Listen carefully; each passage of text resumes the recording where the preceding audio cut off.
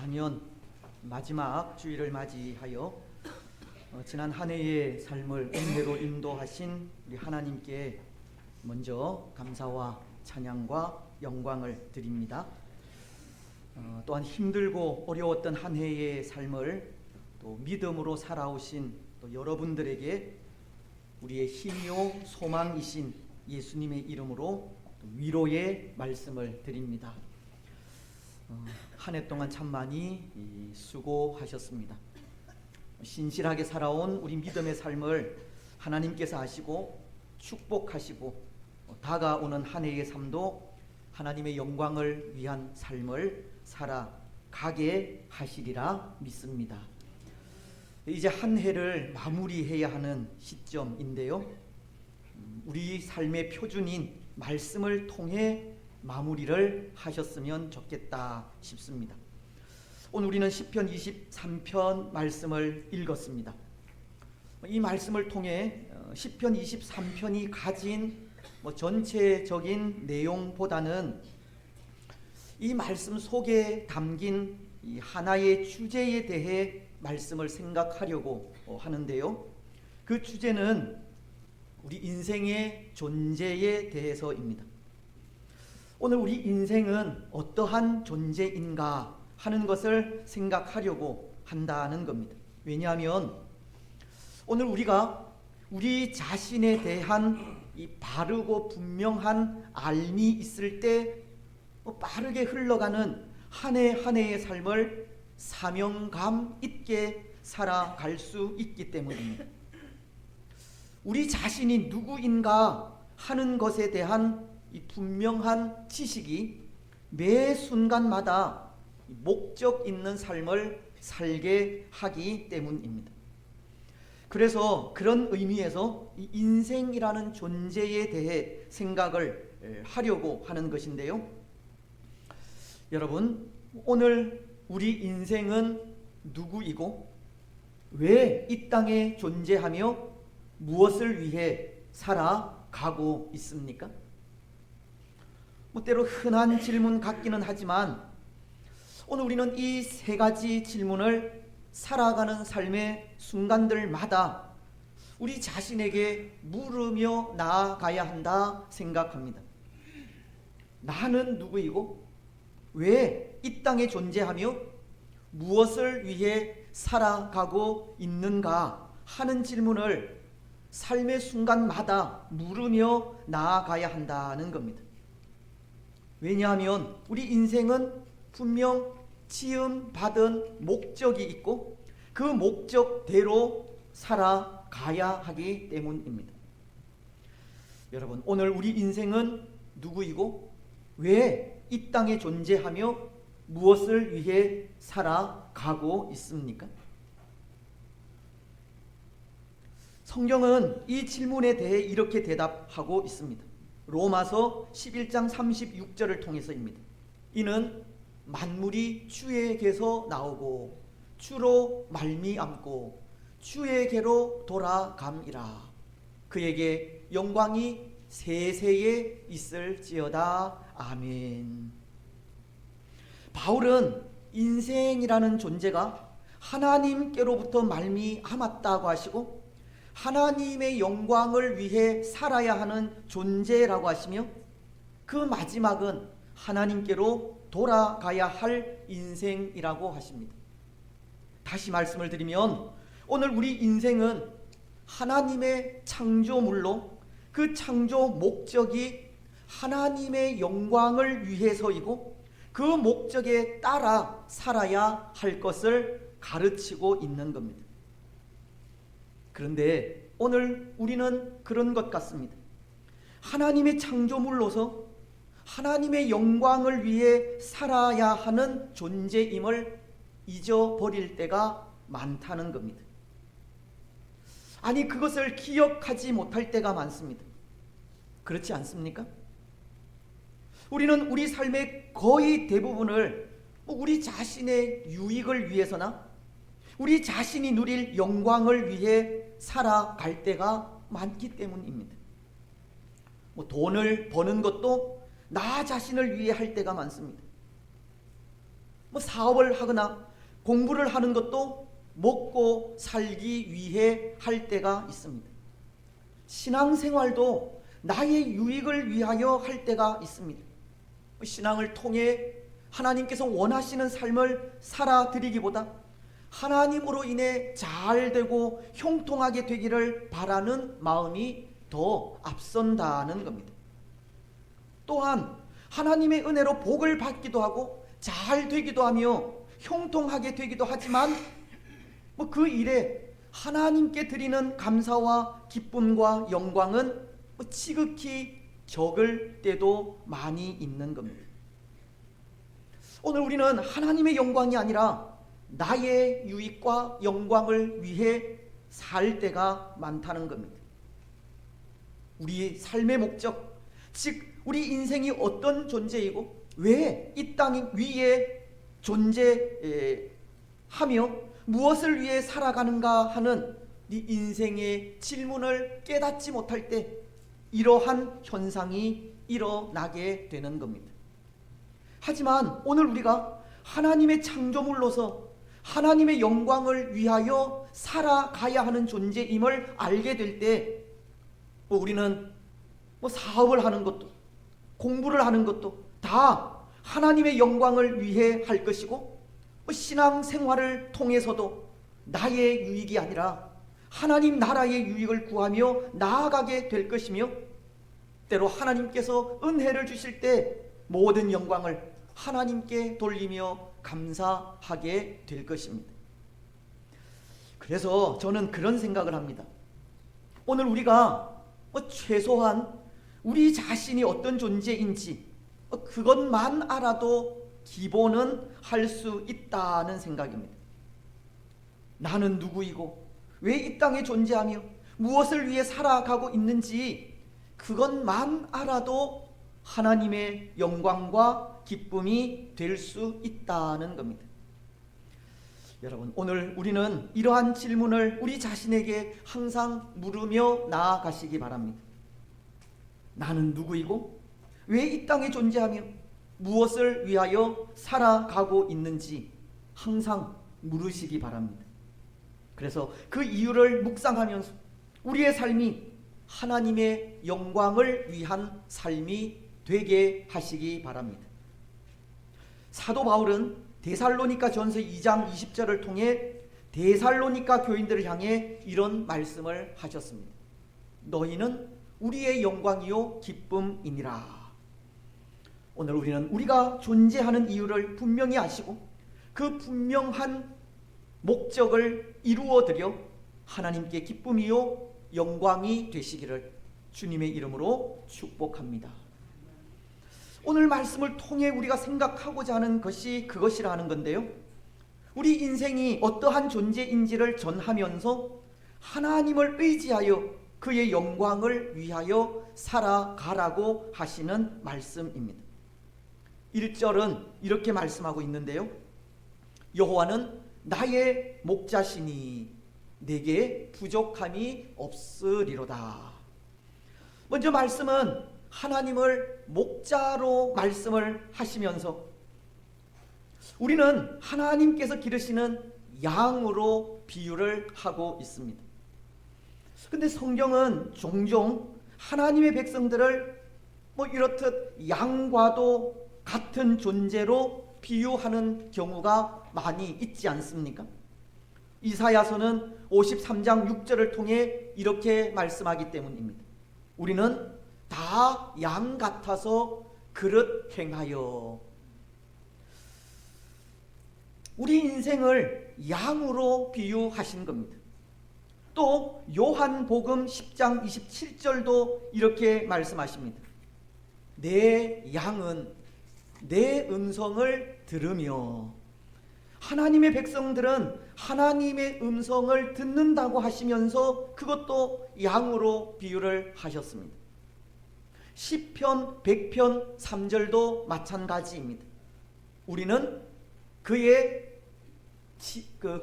끝이니 그의 백성이요 그의 기르시는 양이로다.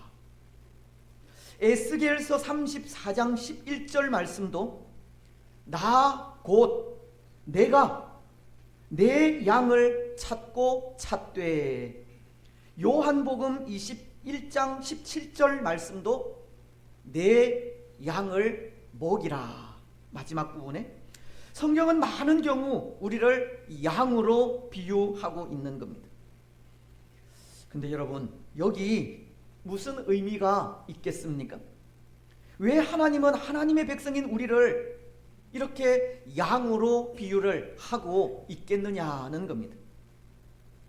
오히려 저는 이 디모데 후서가 2장 1절을 통해 내 아들아, 그러므로 너는 그리스도 예수 안에 있는 은혜 가운데서 강하고 라고 하시면서 그의 자녀들에게 강하고 담대한 군사가 되기를 소원하고 있듯이, 연약한 느낌을 주는 양보다는 강한 느낌의 사자나 호랑이의 비유를 하셨으면 참 좋을 것 같은데요, 하나님은 연약한 양으로 비유를 하신 겁니다. 여기 무슨 의미가 있겠느냐는 겁니다. 아마도 우리 인생은 양과도 같이 연약한 존재라는 것을 가르치기 위한 것이 아닌가 합니다. 양이라는 짐승이 때로 순전하고 연약하기도 하며 어리숙하기도 하고 무기력하기도 하듯이 우리 인생이라고 하는 존재도 그런 존재라는 겁니다. 여러분, 양이라고 하는 짐승을 보십시오. 얼마나 어리석은 존재인지 모릅니다. 얼마나 겁이 많고 무기력하며 연약한 짐승인지 모른다는 겁니다. 늘 세심하게 보살피지 않으면 언제 그릇된 길로 나아갈지 알 수 없는 짐승이 양입니다. 그래서 이사야 선지자도 그렇게 말을 한 것입니다. 우리는 다 양 같아서 그릇 행하여. 그릇 행하기 쉬운 존재가 양이라는 겁니다. 어떠한 상황을 잘못 판단하여 실수하기를 잘 한다는 겁니다. 위기와 위험 속에 지혜롭게 대처하지 못하고 또 위험한 상황에 아무 곳에나 다녀 많은 위험 가운데 노출되기도 한다는 겁니다. 그래서 그 양을 생각할 때 이런 생각이 들기도 합니다. 목자의 끊임없는 돌보심이 없이는 항상 위험이 도사리는 길로 갈 수밖에 없는 짐승이라는 겁니다. 또 목자가 푸른 풀밭으로 쉴만한 물가로 인도하지 않으면 늘 해로운 것을 먹고 마실 수밖에 없는 짐승이 양이고, 목자가 새로운 목초지로 인도하지 않으면 똑같은 생활을 반복할 수밖에 없는 짐승이 양이라는 겁니다. 물론 목자가 없이는 쉽게 다른 짐승의 먹이가 되기도 하고, 그들을 보호해주는 목자가 없이는 공격을 당할 때 아무런 방어 능력도 없는 존재가 양이라는 것을 생각하지 않을 수 없습니다. 그래서 이 양은 반드시 그를 돌보아 줄 목자를 필요로 한다라는 것을 생각하게 되는 겁니다. 여러분, 양은 바로 그러한 짐승입니다. 그런데 양의 그러한 모습이 오늘 우리들과 좀 닮은 것 같지 않습니까? 오늘 우리도 하나님께서 항상 눈동자와 같이 지켜 보호하시지 않으면 쉽게 유혹의 길로 들어서기 때문입니다. 살아서 운동력이 있는 하나님의 말씀을 똑바로 듣지 않고 그 말씀에 복종하지 않으면 우리는 쉽게, 너무나도 쉽게 그릇된 길로 나아가기도 하고 유혹과 미혹 앞에 아무런 힘도 써보지 못하고 넘어지고 쓰러지기도 하기 때문입니다. 하나님께서 도우시지 않으면 자그마한 일에도 쉽게 낙심하고 흔들릴 때도 참 많이 있습니다. 오늘 우리 역시도 목자의 돌봄이 없다면 정말 양과도 같이 무기력한 존재가 될 수밖에 없다는 겁니다. 항상 위험에 빠질 수밖에 없는 존재가 바로 우리들인 겁니다. 양과도 같이 어리석고 연약하며 심히 미련하고도 무기력한 존재가 오늘 우리라는 겁니다. 여러분, 그렇다면 왜 하나님은 우리 인생을 그렇게 연약한 존재로 지으셨겠습니까? 왜 우리 인생을 이렇듯 양과도 같이 나약하고 어리석은 존재로 만드셨겠습니까? 저는 생각에 아마도 그것은 두 가지 목적에서가 아닌가 생각을 하는데요. 그 하나는 우리 인생이 그렇게 어리석고 무기력한 존재임을 가르쳐 주기 위함입니다. 우리 인생의 연약함을 깨닫게 하시기 위해 그렇게 연약한 존재로 지으신 겁니다. 때로 우리는 하나님의 기쁨이요 면류관이기는 하지만 그 이전에 우리의 연약함을 알리시기 위함입니다. 야고보서는 3장 2절을 통해 이렇게 말씀하십니다. 우리가 다 실수가 많으니 만일 말에 실수가 없는 자라면 곧 온전한 사람이라 능히 온 몸도 굴레 씌우리라. 오늘 우리는 다 실수가 많은 사람임을 알기를 원하신다는 겁니다. 그렇습니다. 사랑하는 여러분, 오늘 우리는 연약한 인생이고 이 땅 위의 모든 사람들 역시 다 연약한 존재입니다. 세상에 완벽하고 완전한 사람은 없습니다. 세상의 모든 사람들은 다 죄인입니다. 로마서 3장 10절이 기록된 바 의인은 없나니 하나도 없으며 라고 하시듯 이 세상에 완벽하고 완전한 사람은 없다는 겁니다. 그래서 성경은 능력의 종인 엘리야 선지자에 대해서도 우리와 성정이 같은 사람이라고 하였습니다. 예수님의 수제자인 베드로 역시 자주 쓰러지고 넘어진 사람으로 기록하고 있으며 바울까지도 그 육체에 가시를 짊어진 사람이라고 한 겁니다. 하나님께서 성군이라고 불러주신 다윗 역시도 밧세바로 인한 죄를 범하기도 하였습니다. 오늘 우리 또한 그런 존재라는 겁니다. 무기력하고 어리석으며 죄를 범하기 쉬운 나약한 존재라는 겁니다. 그래서 그런 우리 인생에 대해 말하는 것이 있지 않습니까? 우리 인생에겐 아무런 소망이 없다는 겁니다. 그리고 아무런 소망이 없는 인생을 의지하는 길은 망하는 길이라고까지 하였습니다. 시편이 146편 3절로 4절을 통해 이렇게 말씀하고 있기 때문입니다. 귀인들을 의지하지 말며 도울 힘이 없는 인생도 의지하지 말지니 그의 호흡이 끊어지면 그의 생각이 소멸하리로다.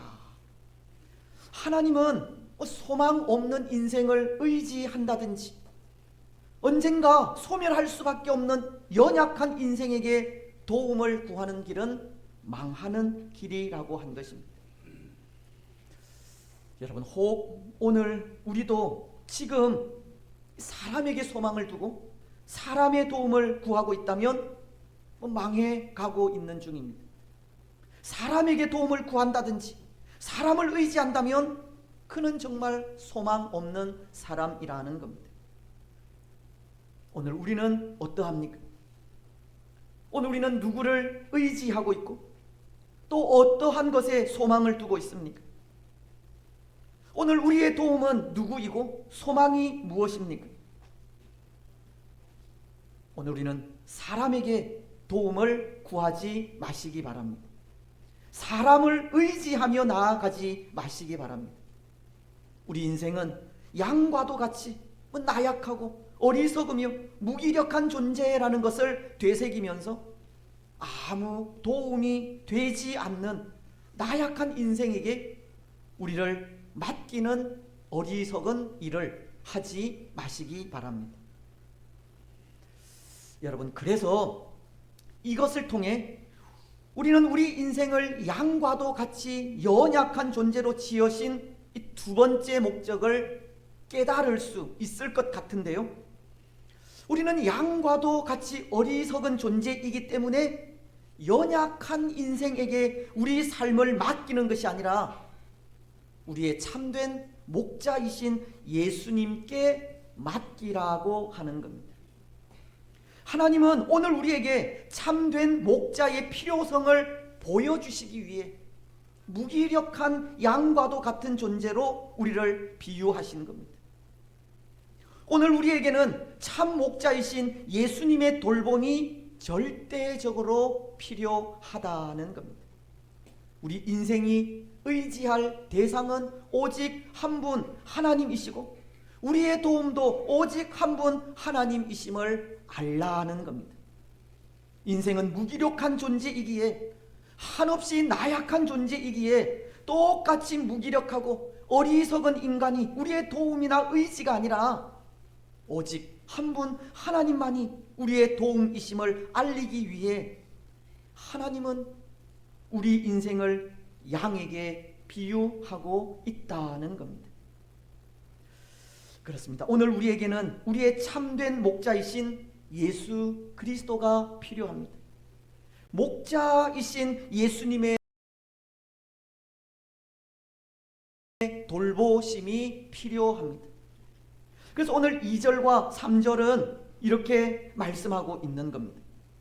2절과 3절 우리 한 목소리로 같이 읽겠습니다. 시작. 그가 나를 푸른 풀밭에 누이시며 쉴만한 물가로 인도하시는도다. 내 영혼을 소생시키시고 자기 이름을 위하여 의의 길로 인도하시는도다. 아멘. 여러분, 왜 오늘 우리가 하나님께 우리 자신을 맡겨야 하는지 아시겠습니까? 하나님은 우리의 형편을 가장 잘 아시고 우리의 형편에 맞게 우리를 도우실 수 있기 때문입니다.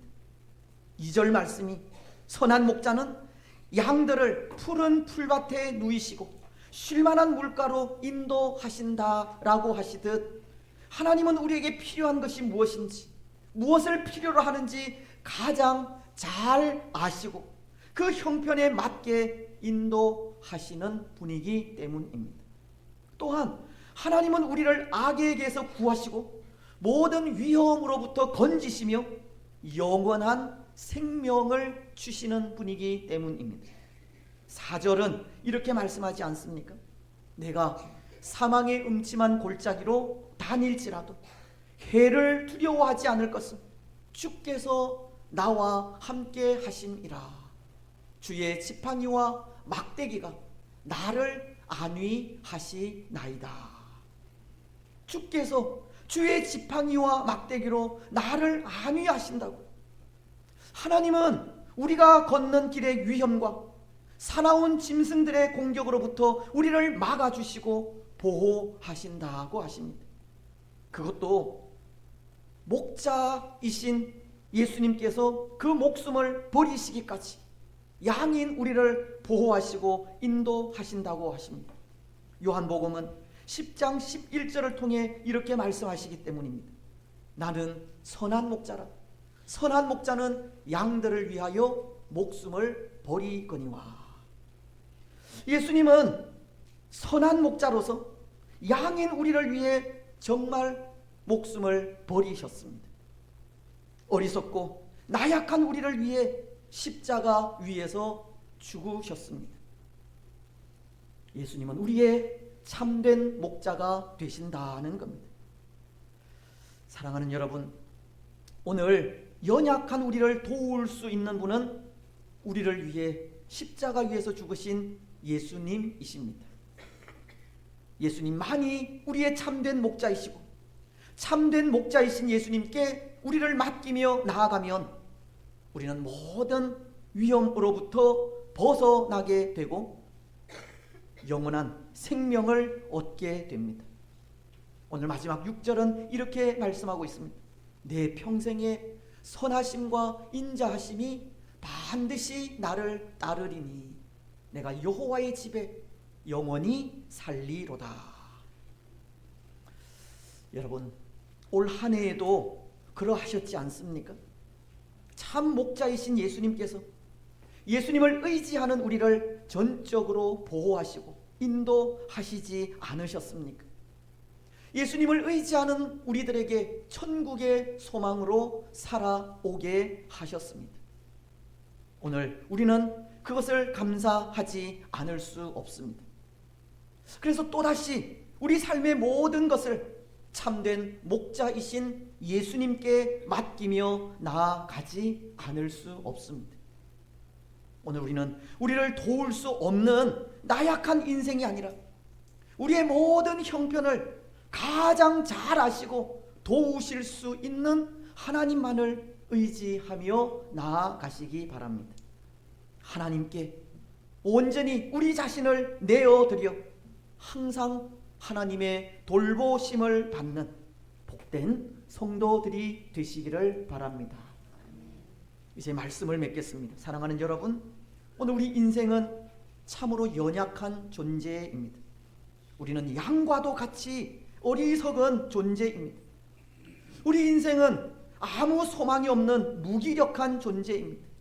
그 누구도 도울 수 없고 그 누구의 힘도 되지 못하는 나약한 존재입니다. 하나님은 오늘 우리의 존재가 그러한 존재임을 깨닫게 하십니다. 우리를 도우실 수 있는 하나님께 우리 자신을 맡기라고 하십니다. 나약한 인생이나 세상이 아니라 하나님께 우리의 삶을 온전히 맡기며 살아가라고 하십니다. 여러분, 오늘 우리는 우리의 연약함을 깨닫고 다시 한번 하나님께 우리 삶을 맡기시기 바랍니다. 하나님만을 의지하고 오직 하나님의 도우심만을 구하며 나아가시기 바랍니다. 그래서 그 삶을 통해 하나님의 선하신 인도하심을 받으시고 그 삶을 통해 2024년의 남은 시간들도 더욱 하나님의 영광을 위하여 살아가는 복된 성도들이